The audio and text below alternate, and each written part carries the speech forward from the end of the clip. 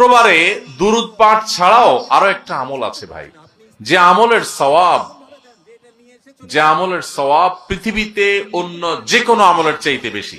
এত বেশি সওয়াব, এত বেশি বিনিময় আল্লাহ তাআলা অন্য কোনো আমলে দিবেন না, শুক্রবার একটা আমল করলে দিবেন। সেটা বলবো? সে আমলটা হলো, নবী করিম সাল্লাল্লাহু আলাইহি ওয়াসাল্লাম বলেছেন, মান বাক্কারা ইয়াউমাল জুমআতি ওয়াবতাকার, যে ব্যক্তি জুমার দিন আগে আগে ঘুম থেকে উঠবে, ফজর নামাজ তো জামাতের সাথে পড়তেই হবে এবং মসজিদেও আগে আগে যাবে, আর ওয়াগাসসালা ওয়াগতাসাল, ভালো করে উত্তম রূপে গোসল করবে। জুমার দিন উপলক্ষে গোসল করা সুন্নাত। যে গোসল করবে উত্তম রূপে, ফরজ গোসল হলে ফরজ গোসল করবে, নফল গোসল হলে নফল গোসল করবে জুমার দিন। এবং সুম্মা মাশা ইলাল মসজিদি ওয়া লাম ইয়ারকাব, ওয়া মাশা ইলাল মসজিদি ওয়া লাম ইয়ারকাব, এবং মসজিদে পায়ে হেঁটে হেঁটে যাবে, কোনো বাহনে যাবে না।